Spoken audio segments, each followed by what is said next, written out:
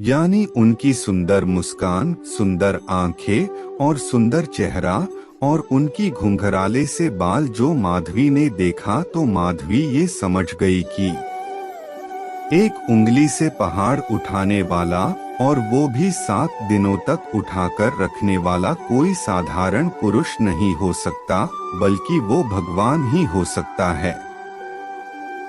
ये सब देखने और जानने के बाद तुरंत माधवी रोने लगी और मन ही मन कहने लगी कि हे माँ, तूने मुझे कौन सा गंदा पाठ पढ़ा दिया। उसी दिन मैंने क्यों न भगवान देखा लिया, जब वो मुझे भाभी भाभी कहकर बुला रहे थे। माँ, आपके पाठ के कारण में इतने दिन तक भगवान की इतनी सुंदर और आकर्षक छवि से वंचित रह गई। और वो रोने लगी। जब उसने भगवान के चरणों के ऊपर दृष्टि डाली तो माधवी उन चरणों डूब गई और मन ही मन कहने लगी कि हे श्याम सुंदर, मुझे इस कृत्य के लिए माफ कर देना, और रोने लगी। और देखते देखते एक भगवान थे जो 7 दिनों तक ना कुछ खाए थे और ना कुछ पिए थे, सिर्फ खड़े होकर रहे। और एक माधवी थी जिसने 7 दिनों तक सिर्फ अपने द्वारा किए गए अपराध का पश्चाताप करती रही कि इतने दिनों तक मैंने भगवान की इतनी सुंदर छवि को क्यों न देखी, क्योंकि ये तो स्वयं भगवान है। और मेरी माँ ने मुझे ये पाठ पढ़ाया कि तू देखना भी मत। जैसे माधवी की माँ ने माधवी को जैसा उल्टा पाठ पढ़ाया, ठीक उसी तरह इस संसार में हमें भगवान से दूर करने के लिए पाठ पढ़ाए जाते हैं, जिससे हमें ये लगने लगता है कि भगवान से हमें दूर रहना चाहिए। फिर माधवी भगवान नजरों से नजरें मिल गई और माधवी उनसे आकर्षित हो गई और मन ही मन उनको अपने दिल में बिठाकर दिन रात उन्हीं का चिंतन करने लगी। चिंतन करते करते माधवी को कब 7 दिन बीत गए कुछ पता ही नहीं चला।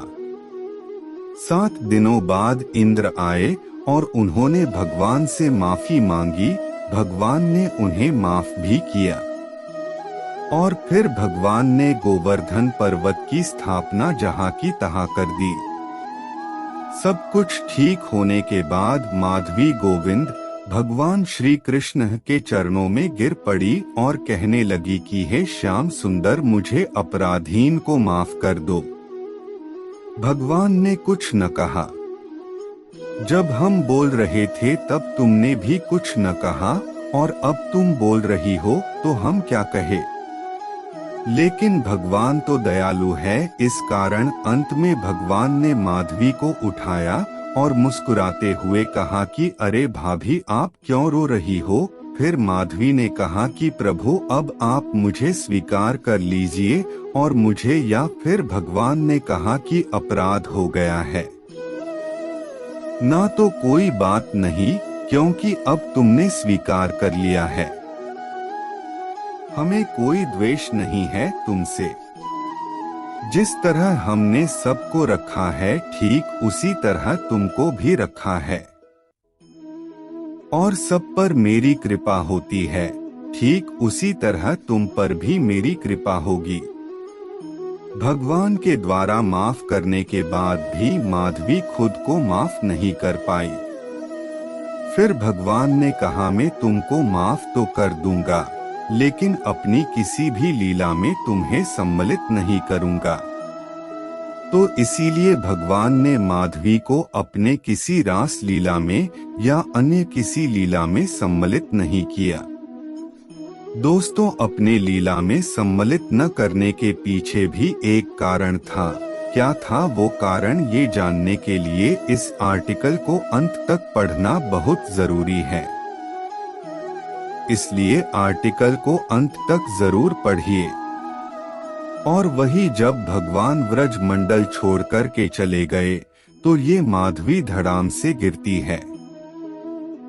तब उसकी सखियां गोपियां उसको समझाती है कि हे माधवी, कृष्ण केवल तुझे ही छोड़कर के थोड़ी ही नहीं चले गए हैं, बल्कि हम सभी को भी छोड़कर के चले गए हैं, इसलिए तू इतना क्यों रोती है? अपने सखियों की ये बात सुनने के बाद माधवी अपनी सखियों से कहती है कि तुम लोगों ने तो भगवान को पकड़ लिया हुआ था, तो आपको छोड़कर के चले गए, लेकिन हमने तो उन्हें पकड़ा भी नहीं था और वो हमको छोड़कर के चले गए, इसलिए हमारा दुख से कई गुना बढ़ा है। तब माधवी जी का संयोग से विवाह वृंदावन में हुआ था और जिस लड़के से उनका विवाह हुआ था वो लड़का भगवान श्री कृष्ण के ग्वाल वालों में से एक था और उसका नाम सुंदर था। दोस्तों, भगवान श्री कृष्ण के कई सारे सखा थे और सुंदर भी उनमें से एक था। इस सुंदर नाम के लड़के से माधवी का विवाह हुआ था।